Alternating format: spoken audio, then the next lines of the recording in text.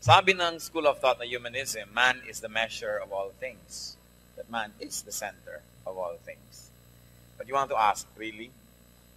Gaano na ba ang tao? Sino na ba ang tao para siya maging measure, maging standard, maging center of all things? How long? How secure is man's life? Gaano na ba tayo ka-secure? At ang ating pag-aaral, the security and length of man's life. Dear Lord, we ask you to descend upon this place. Inhabit our hearts, O God. Open our eyes and ears. Lead us. Teach us. Kung ano man ang sagabal, para lubos kaming matuto sa inyo, Panginoon. Lubos na mapagpala mo kami. Amin po itong ipinasusuri at winawak sa inyo. May you take away all kinds of impediments. All kinds of worries, fears, ill health, discomfort, so that we may focus on your word.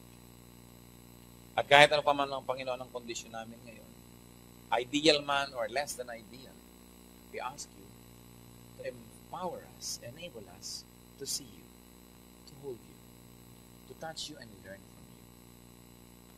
Bigyan mo po ng buhay itong mga awit na ito, Panginoon, ang ibinabasa namin, hindi namin alam kung ano ang naging tunay na mga tono nito, pero kinukuha namin ng diwa at nais namin matuto. May you honor our intentions, O God, empower us, lead us, unlock for us the mystery of your word, and change us from glory to glory. May we not only learn, but may we, more than that, may we become like you. We reject any teaching from just mere men, so we ask you, be our teacher, be our speaker. Use your servant as your instrument, but be the speaker, because these are your people. This is your church. These are the sheep of your pasture. So we hide in the shadow of your love and seek you as our teacher. We reject and rebuke all work, all lies and deceptions of the evil one. And we ask the Holy Spirit, give us what it takes to understand. Speak to your people, O Father. We seek you in Jesus' mighty name. The security and length of man's life. Psalm 90, verses 1 to 11. Lord, you have been our dwelling place through all generations. Before the mountains were born, or you brought forth the earth and the world, from everlasting to everlasting, you are God. You turn men back to dust, saying, return to dust, O sons of men. For 1,000 years in your sight are like a day that has just gone by, or like a watch in the night. You sweep men away in the sleep of death. They are like the new grass of the morning. Though in the morning it springs up new, by evening it is dry and withered. We are consumed by your anger and terrified by your indignation. You have set our iniquities before you, our secret sins in the light of your presence. All our days pass away under your wrath. We finish our years with a moan. The length of our days is 70 years, or 80 if we have the strength. Yet their span is but trouble and sorrow. For they quickly pass, and we fly away. Who knows the power of your anger? For your wrath is as great as the fear that is due you. And may the Lord bless us through the reading of this beautiful and thought-provoking Psalm number 90. What is the security of man's life? Gano'n na nga ba ka-secure ang ating buhay? Nabasa natin, first of all, man dies. When we say man, we don't mean male. We mean tao, male and female. Man dies. Man returns to dust. Verse 3, you turn men back to dust, saying, return to dust, O sons of men. So ang tao na mamatay, bumabalik sa alabok. Kung ano man yung pinaka-ingat-ingatan mong kutis, pinaka-shampoo-shampoo mong buhok, pinaka-French cut mo na nails, magiging lupa rin uli yan. Sisip-sipin ng mga ugat ng papaya, magiging bunga. Siguro magiging sanga. Tapos lalaglag uli sa lupa, magiging lupa na naman, pabalik-balik ang lahat. Man dies. Ano pa? Because of that, of course, obviously, man is swept away in death. Verse 5, you sweep men away in the sleep of death. Winawalis-walis lang, pinapalis, parang walang anuman, namamatay, nalilipol, nauubos ang tao. Man's life is unstable because of sin. Man's life, sad to say, is not secure. Sino nakakapagsabi? Pagka may mga burulan, lagi mong madidinig, kausap ko lang kahapon sa telepono. Diba? Nahulaan pa nga yan, mag-a-abroad kami. Hindi pala matutuloy. Yung mga ganyang usapan. Kaya pala ganito, kaya pala ganun. Hindi ko sukat akalain. Kung alam ko lang na mamamatay ito, pinautang ko na sana. O siningil ko na sana. No? Maraming ganun. Hindi kasi natin alam na mamamatay tayo eh. Alam ba natin yun? Kung kailan? Alam nyo ba kung sino? Pag marami magkakapatid, alam nyo ba kung sino mauuna ron? Hindi naman lagi nauuna yung magulang sa anak. At ito, isang mga pinakamalulungkot na bagay, yung magulang na maglibing ng anak. Malungkot na nga sa anak na maglibing ng magulang, pero mas natural sana. Pero yung magulang mo na ililibing ka pa, matanda na siya, mas mahirap naman yun. Kaya ang ating pakiusap sa ating mga magulang, mauna na po kayo. Talaga, gusto nyo bang mauna kayo sa kanila? Para ako na po ang maghirap na maghukay ng inyong libingan. Ako na ang maglamay, ako na ang mamroblema sa inyo kung anong isusuot sa inyong kulay. Kesa kayo pa mamroblema sa akin. Kaya mga anak, dapat inaalagaan nyo ang inyong mga health para mauna ang ating mga magulang. Dahil sobrang namang burden maglibing ng anak. Mahirap yun. Palagay ko mas mahirap kaysa maglibing ng magulang. Lalo kayo halimbawa may asawa na may mga anak, nalulungkot kayo, naglibig kayo ng magulang, pero pag uwi nyo naman, may anak kayo, may asawa, may apo, merong tutulong na maghilom na ating sugat. Eh, yung magulang natin na mga matanda na, sino pa? Sa bagay, buti na lang nandyan ang Panginoon. Na hindi talaga lubos tayo mag-iisa. Kung tutuusin, natayo ka na sana magsentimiento kayo, mahirap naman talaga ang buhay. Maraming hilahil, lalo above 40 ka na. Nag-uumpisa ka na mangolekta ng manghiyas. Gallstone, renal stone, kidney stone, na hindi naman tinatanggap ni Tambunting. Nararamdaman mo na ang lahat. Sa mga ganun palang ibig sabihin ng buhay. So that is life. Unstable, difficult. What about the length of man's life? Gaano ba kahaba ang buhay? Nabasa natin, life is like that of grass that blooms in the morning and wilts by nightfall. Ganun nga daw lang ang damo. Tumutubo sa umaga, nagbo-bloom, namamatay na sa gabi. Meron nga, mas maiksi pa doon yung life cycle. Meron mahaba-haba ng konti, ilang araw, ilang buwan, pero ganun lang yun. Verse 6, though in the morning it springs up new, by evening it is dry and withered. What is life? Numerically, sabi, life is 70 years. Ang buhay ng tao'y hanggang 70 lang. Sabi, 80 years when healthy and strong. Kaya pag above 80 kayo, celebrate, sobra na ang inyong extension.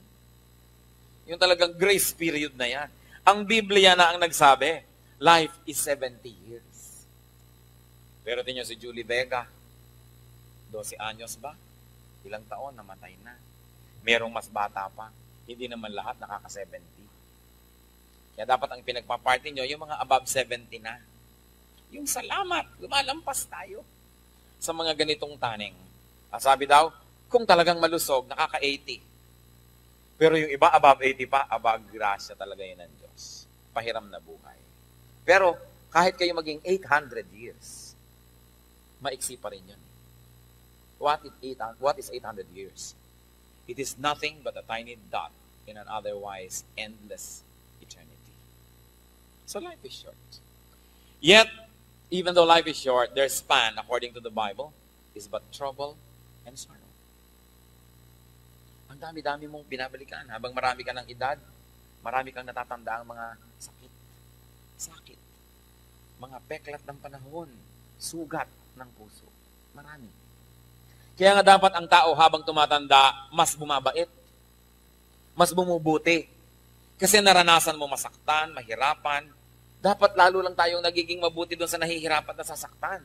The pains that we go through are meant to sensitize us to the pains of the world. Kaya nakakalungkot naman yung tumatanda, paurong pa, lalo pang nagiging masungit. Tumatanda na nga, lalo pang nagiging maramot, hindi mapagbigay. Kasi dapat yung mga hirap na dinaranas natin sa buhay, mas marami tayong nakolekta, mas naturuan tayong maging mabuti sa mga naghihirap. Pero ganun pa man, maiksi. Punong-puno ng mga problema. Meanwhile, the Bible, Psalm, goes on to compare God. Comparatively, God is forever. Dahil sabi nung tula at nung kanta, God has been there before man and before everything else. Verses 1 to 2, Lord, you have been our dwelling place throughout all generations. Before the mountains were born, or you brought forth the earth and the world, from everlasting to everlasting, you are God. So our life is short, but God is life, and God is eternal. Life is difficult and full of insecurity, but God is security. Yun ang nakita natin na contrast dito sa binabasa natin. At ano daw, man's 1,000 years is just like a day to God. Ang pagkahaba-haba sa atin ay maiksi lang sa Kanya. Kaya Lord, ang tagal-tagal ko na pong nagpe-pray. Gano'ng katagal? 10 years. 10 years lang naman, iha. I have been forever. And there is forever and eternity before us. Huwag kang masyadong mainipin. Verse 4, for 1,000 years in your sight are like a day that has just gone by. Or like a watch in the night. O isang 3 oras na segment of the night. Maiksi lang. So anong masasabi natin? That man's what? Life is not secure. What can we say about man's length of life? The length of man's life is short. Maiksi. Pahiram. Tapos 1/3 pa nun, tulog pa kayo. Kung natutulog kayo ng 8 hours a day, kung nabuhay kayo ng 60, edi 20 years kayong tulog pag pinagdugtong-dugtong. Yung mga masyadong mahilig matulog. May siesta pa, may 10 hours sleep pa, o baka kalahati ng buhay tulog. So ang iksi na nga, tulog pa. Anong gagawin natin dyan? Problema ba yan? Should we problematize it? What must man do to and about the security of his life? Nakaka-insecure naman pala ang buhay. Pag binasa niyo po yung first part ng Psalm 90, parang nakakalungkot namang mabuhay. Ba't ba nabuhay pa? Anong pag-aasa natin? Ang iksi naman pala, punong-puno pa ng sakit. Tapos nangongolekta ka pa ng mga hiyas. Tumatagal nga buhay mo umiiksi naman ng mga nalalakaran mo, nagkakaroon ka ng sari-saring sakit, may joint ka nga, ayaw namang lumiko. Diba? Parang meron ka nga ganito, ayaw naman mag-function, sari-saring dumadabo ng mga sakit. Bakit pa nabubuhay? Anong pag-asa? Psalm 90, verses 12 to 17.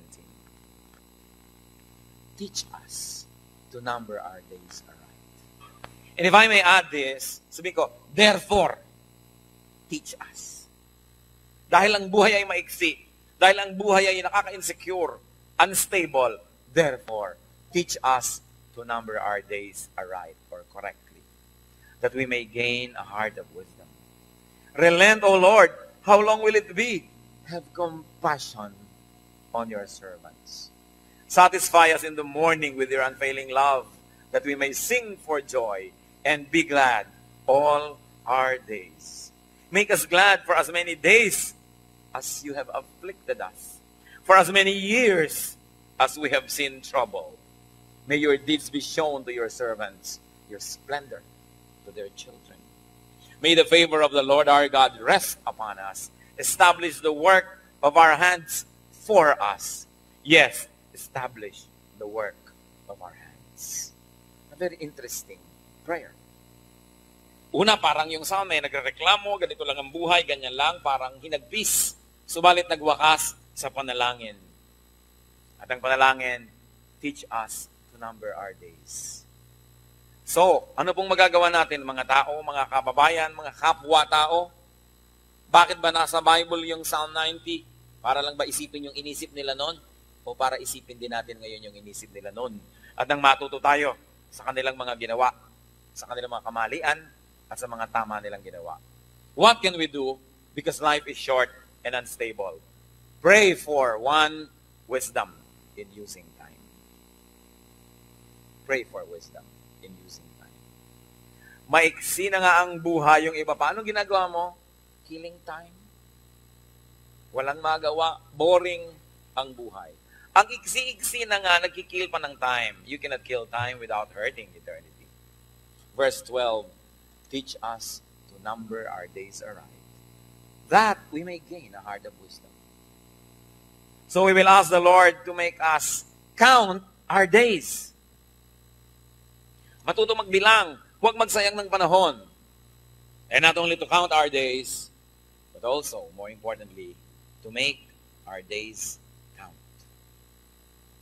Hindi lang, ilang taon mo na ng birthday mo, hindi lang yung nag-uusapan, kundi, ilan na ang nadala natin sa Panginoon, ilang mga vision na natin natanggal, ilang mga virtues na yung na-incorporate sa ating pagkatao, ilang puno na ang yung naitanim sa mga nakakalbong mga bundok, ilang tao ang yung natulungan, ilang panalangin ang naipanalangin mo para sa iba, ilang magagandang projects ang iyong nagawa para sa kapwa, ilang tao ang natulungan mo to make something of themselves, to count our days, and to make our days count.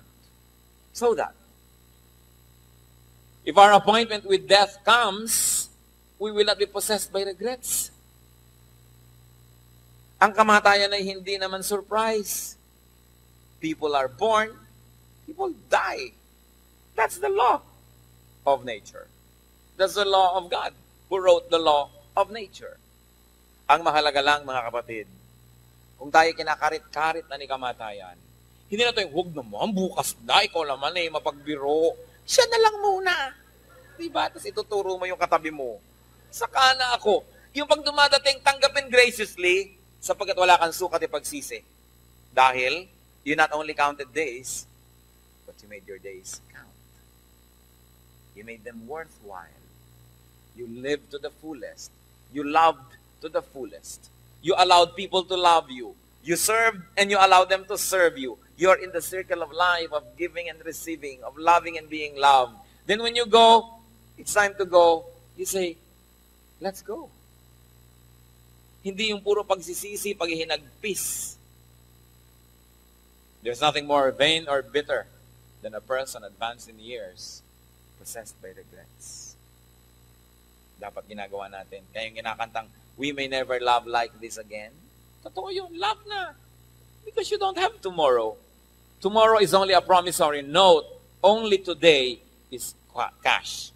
Tomorrow is a promissory note. It may be negotiable, it may not be. It's only a post-dated check. Hindi mo alam kung good yan o tatalbog. You have only today. You don't even have this afternoon. You don't know. We have only now. So whatever good we can do, whatever love we can give, do and give now. You don't hold the future. Kaya sabi, give us a heart of wisdom. Matutunan namin kung paano gagamitin ang oras, ang panahon. At ang pagka naputol na ang aming buhay dito sa lupa, hindi kami mapuno ng pagsisisi. Hindi puno ng bitterness. Hindi puro delaying tactics. Pwede na. Because I have lived a life that's full. I traveled each and every highway. Diba? But much more than this. I did it God's way. Dapat God's way. Hindi my way. Anong way natin? What is our way? Our way is crooked. Our way is imperfect. We should do it God's way. Kaya kayo mga mahilig magkaraoke, gawin yung God's way. Importante to count. What else are we going to pray for? Because life is short and full of insecurity, pray for God's compassion. Mga kapatid, uulitin ko't uulit-ulitin. Huwag kayong mga has na humingi ng justice sa Diyos. Baka kayo ang maging casualty. Lagi tayong, God, where is your justice? Unfair naman, unfair. Huwag niyo sabihin sa Diyos na maging siyang fair. Pag naging siyang fair, we all go to hell. Because we are all sinners. Buti na lang.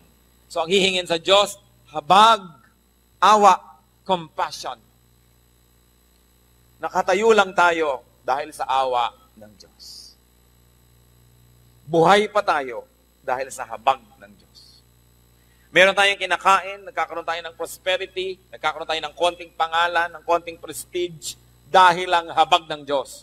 Huwag kayo kahit kailan mahibang na isipin nyo, dakila nga kayo. Kaya ganun. Kung mataas ang posisyon nyo sa mga kumpanya o mga negosyante kayo, marami kayong kinikita, huwag nyo isipin, kasi magaling ako kasi pinaghirapan ko to kasi naghirap ako. Maraming naghirap, hindi rin nagkaroon. Hindi lahat ng pagtatanim ay inaani. Hindi lahat ng paghihirap ay may bunga. Kung may bunga yan, bagamat pinaghirapan, at talaga namang dapat din tayo maghirap dyan, pero may bunga hindi dahil pinaghirapan natin, hindi dahil we deserve it, but because God is compassionate to us. Lahat ng tinatangkilik natin, dahil nga tayo makasalanan, wala tayong dapat lakas ng loob humingi ng anumang bagay. Dahil tayo makasalanan, wala tayong karapatang tumanggap ng anumang mabuting bagay. Kaya pag tumatanggap tayo ng mabuting bagay, ano man ang amount nun, mas marami man yung sa iba o mas marami yung sa inyo, dahil lang ang Diyos ay mahabagin. So we never forget to ask God for compassion. Why? Because man's sin places him in jeopardy. Man's sin places him in danger. It puts him in a spot of judgment. Kaya kailangan lang natin lagi awa. Parang awa muna. Hindi humihingi tayo sa Diyos parang we deserve it. Lord, ang tagal-tagal ko nang naglilingkod sa inyo, ang tagal-tagal nang nananalangin ako, naiinip na ako, ha? May ganon. Hindi na ako mag-church. Hindi na ako magbabasa ng Bible. Tinakot pa ang Diyos. Sa palagay niyo ba, may laban kayo?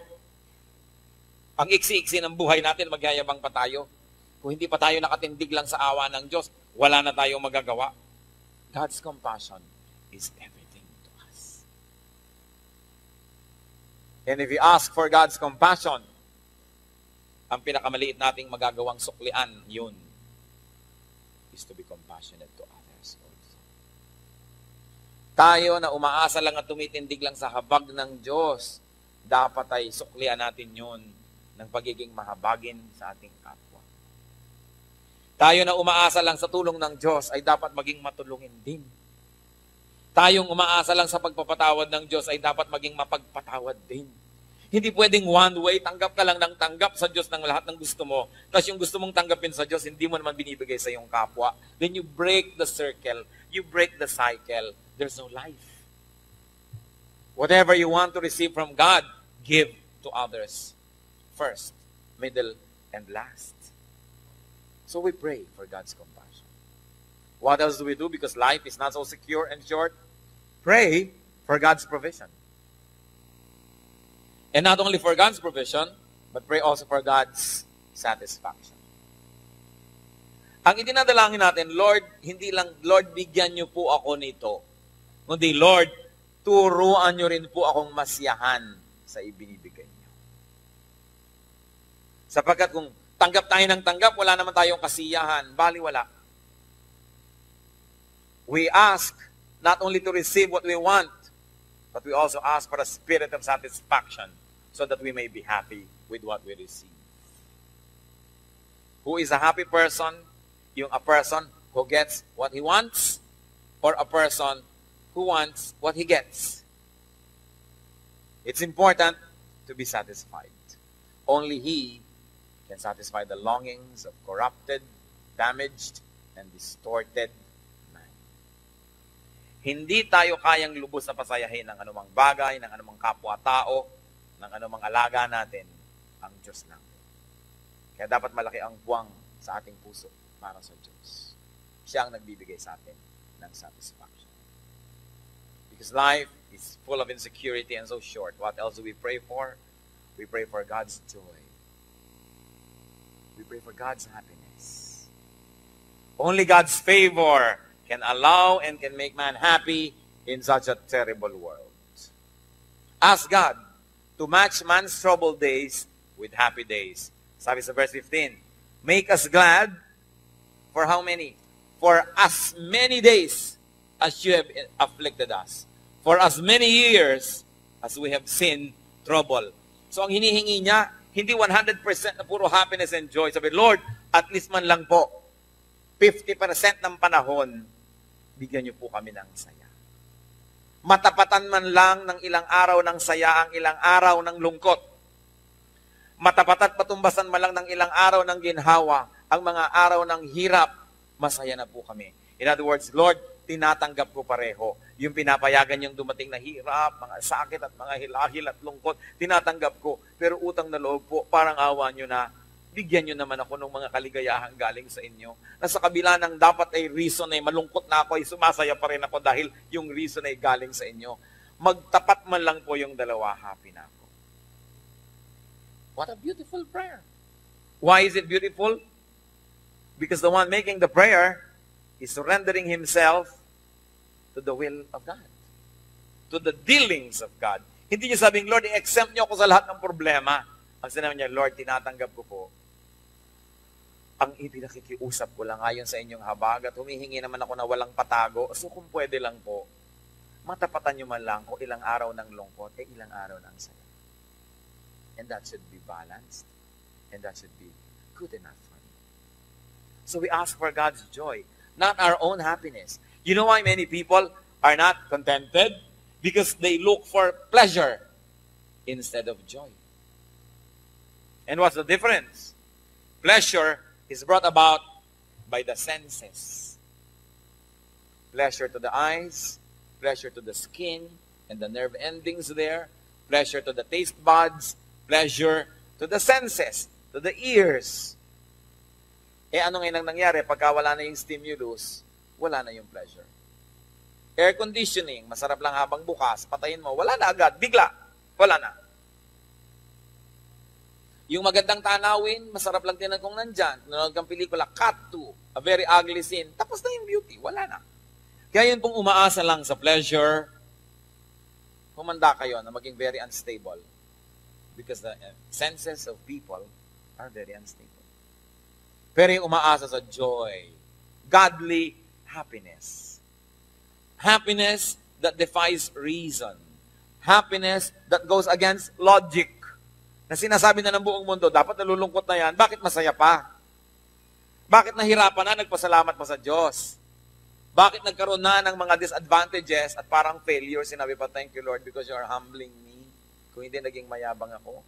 Bakit nawala na ng mahal sa buhay, nakukuha pa rin magpasalamat sa Diyos dahil nasasabing, Lord, salamat po, nakahiram ako ng asawa for 20 years.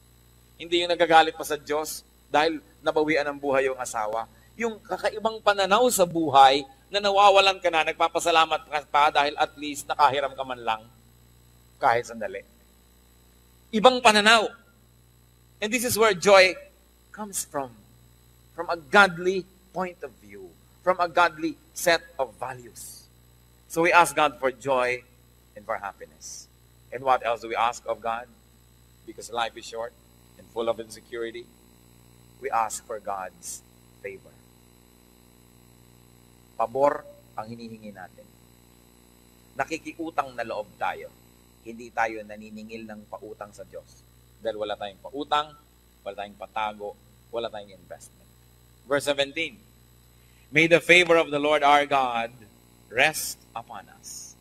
Establish the work of our hands. Yes, establish the work of our hands. Even if you work and work and work with your hands, if the Lord does not establish your work, it will not come to anything. Kahit ka magpagod, magpakahirap, pag di binless, walang mangyayari. Unless the Lord watches over the city, the watchmen will watch in vain. Unless the Lord honors our work, it will not have any good fruit. So, ang dinadalangin natin, Lord, bigyan niyo po ng favor. Establish our work. Nagne-negosyo po ako, palaguin niyo. Nag-i-invest ako, pagbungahin niyo po. Tinuturuan ko ang aking mga anak, pagbungahin niyo po sa kabutihan, sa kagandahang loob nila. Lahat ng ginagawa ko, Lord, kung hindi niyo i-bless, baliwala. Hindi lahat ng nagtatanim ay umaani. hindi lahat ng namumuhunan ay nagtutubo. Kumikita. Liban na lang pagpalain ng Diyos. Walang mangyayari. Only God's favor can reverse the sorrow brought about by man's unstable and short life. In other words, matapos pag-usapan that life is short, life is full of sorrow, meron naman palang pangontra dun eh. Meron naman palang pambaligtad nun, God's favor. Ask God for His favor. Na kahit tayo nawawala na hindi natin naisip na kalugihan, na kahit tayo nanghihina ay sinasabi natin, salamat po Panginoon, once upon a time malakas ako. Na hindi naman ako laging ganito. Na kahit tayo nalulungkot, salamat Panginoon, alam ko ang lungkot dahil nalaman ko rin naman ang saya. Dahil kung hindi ako nakatikim ng saya sa buhay, hindi ko naman malalamang lungkot pala ito. So may contrast ang buhay. I live to the full. I see all the contrasts. Thank you, Lord. And I'm asking for a favor. That you may not only protect me from such difficulties, but that you will strengthen me. And that you will open my eyes to see the beauty in everything that you allow to happen in my life. That is the way to live. So that we will not be full of anxiety and worry. Naku, tumatanda na yata ako, baka malapit na ako mamatay, baka ako manghina, baka ako mabulag, baka ako mapipi, baka amang nangyari sa akin, baka mabagsakan ng eroplano ang aming bahay, baka lumubog ang barkong sasakyan ko. Alam niyo bang napakaraming nakakatakot sa mundo? Tingnan niyo ang katabi niyo. At tanungin niyo kung natatakot siya. Di ba? Ang daming katatakutan sa buhay. Pero salamat na lang, our God is victorious.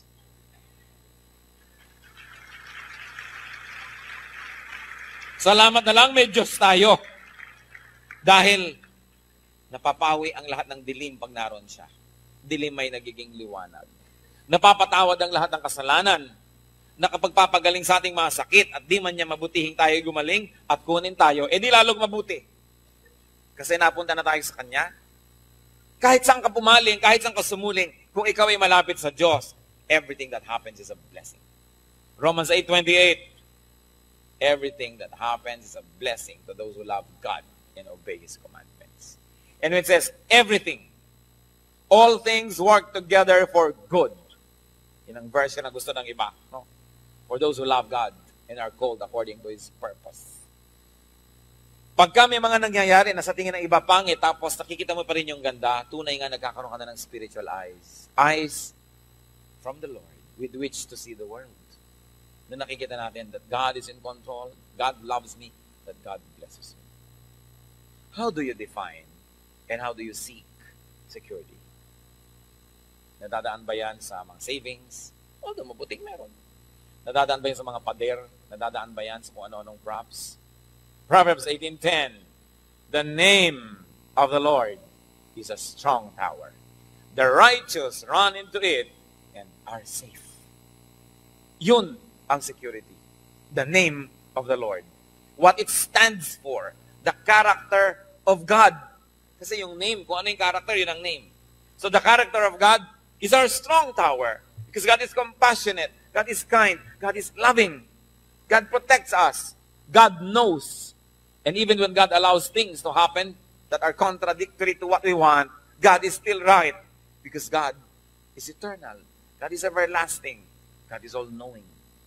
And all we need in life is faith. Magtiwala.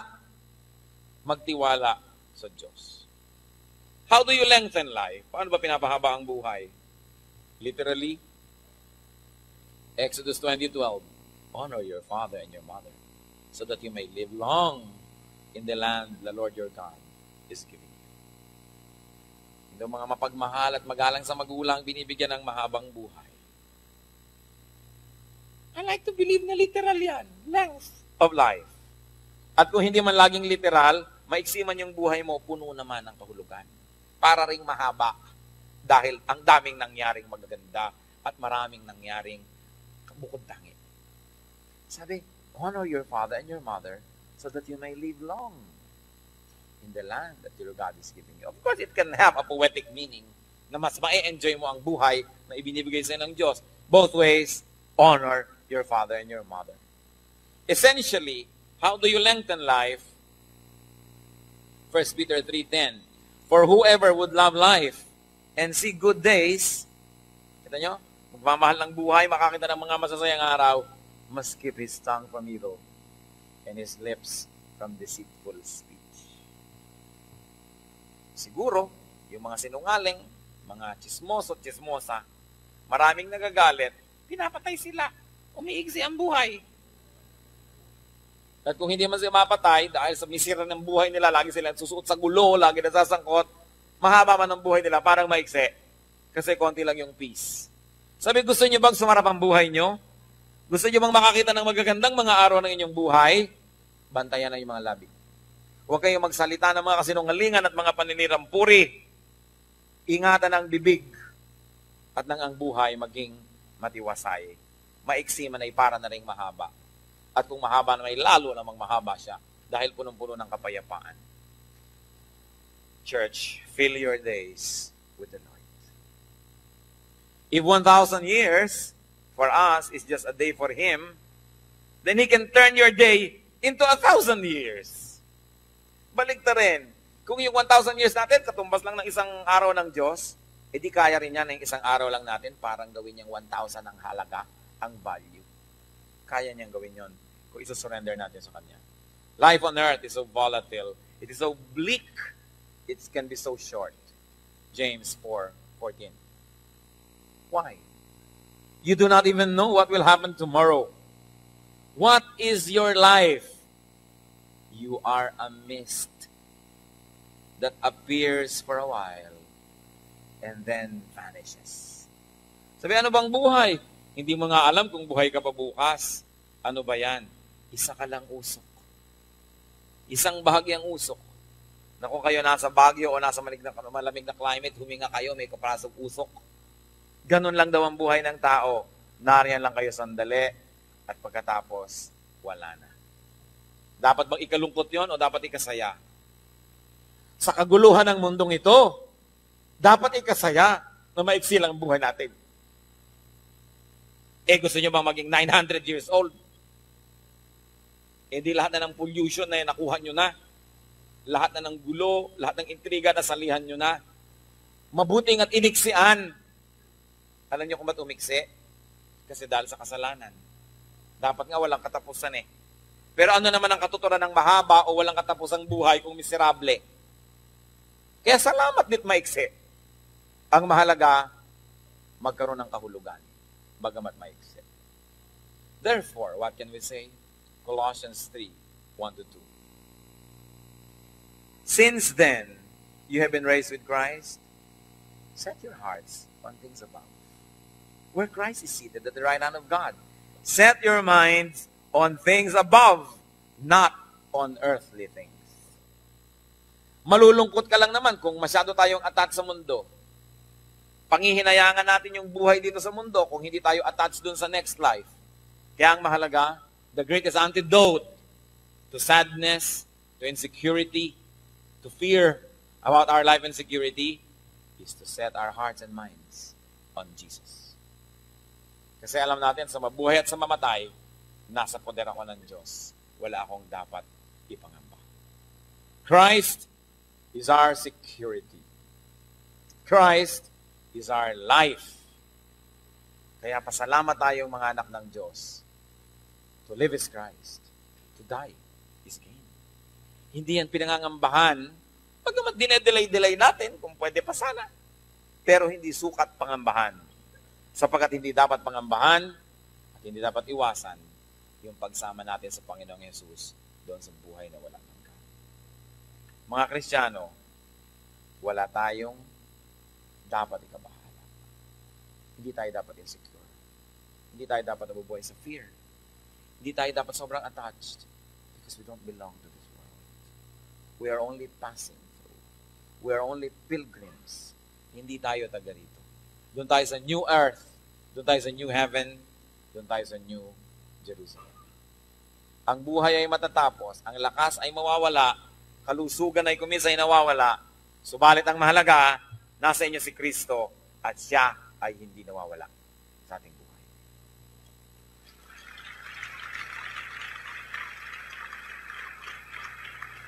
tayo ay yumuko sa Panginoon at magbulay-bulay sa mga bagay na ito. Ano ba ang tumatakot sa inyo? Mawala ng pera, tumanda. Dapat siguro natin kantahin sa ating kasarili yung, my life is in you, Lord. My hope is in you, Lord. My strength is in you, Lord. Pag atin pong natanggap that our life is not in our hands, but it is in the hands of the Lord, mas magkakaroon tayong kapayapaan. At tayong mga nagmamahal sa ating kapwa, di ba't pagmahal na mahal nyo inyong asawa, inyong magulang, inyong anak, sino man, ang number one yung pangamba, baka mamatay, baka mawala. Sasabihin din natin, my life is in you, Lord, and my spouse's life is in you, Lord. And my son's or daughter's life is in you, Lord. My mother or father's life is in you. My friend's life is in you, Lord. It's not in our hands. It's in your hands. So I will let go and let you do your thing. And I will have faith and I will be strong. And I will let you do what you want to do. I will do what I can. I will do what is reasonable. I will do what is expected of my faculties. But I will leave the rest up to you. And should you let this life end in an earthly way, should you let this earthly life end, my life is in your hand. My loved one's life is in your hand.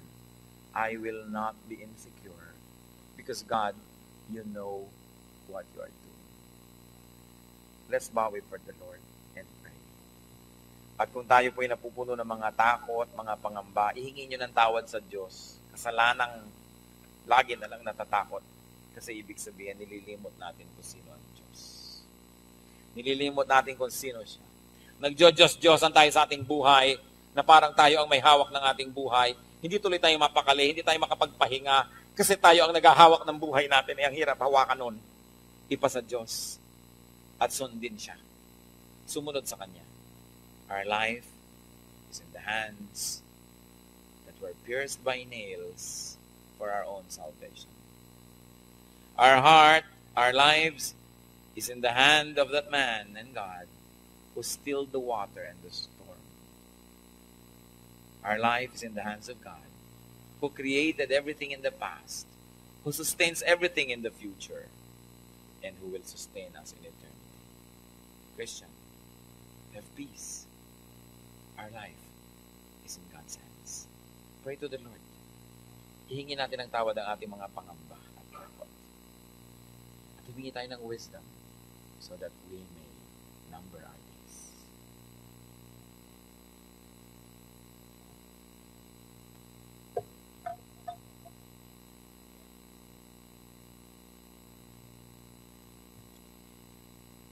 Aming Diyos, salamat po sa buhay na ibinahiram mo sa amin. Salamat sa mga taong ipinahiram mo sa amin at kung meron man sa kanila na kinuha mo na, nagpapasalamat kami, Panginoon, kami nakahiraman lang. At kung kami man ay kukunin niyo, salamat at pinahiram niyo kami ng buhay. Tulungan niyo kami, Panginoon, lalo magtiwala sa inyo. Huwag mabuhay sa pag-aalala, sa takot, sa pangamba. Kung nag-aalala kami na ang mga mahal namin sa buhay ay bawian ng buhay, ipaalala mo, Panginoon, sa amin, na buhay na kami bago pa man lang sila dumating sa amin. At mabubuhay din kami kahit sila ikunin mo. Basta't kayo'y nasa amin. Patuloy ang aming buhay. Paalala mo sa amin, Panginoon, ang buhay na ito'y maiksi. Kaya magkaroon ng katuturan. Maipaglingkod sa inyo. Maipaglingkod sa kapwa. Maipamuhay na may kalinisan. At makapagbigay kami sa aming kapwa ng mga magagandang halimbawa. Panginoon, maiksi ang buhay. Life is short, but it's always long enough for godliness. It's always long enough for service. It is long enough to appreciate you, to know you. Kayo ang nagtakda, hindi kayo pwedeng maging mali. Ang hinihiling namin, Panginoon, iba yung pananampalataya, tibay ng loob, pananalig, at karunungan na bigyang kabuluhan ang bawat araw ng aming buhay. We praise you, Father, for life. We praise you for physical death. We praise you for eternal life. Saan man kami pumunta, saan man kami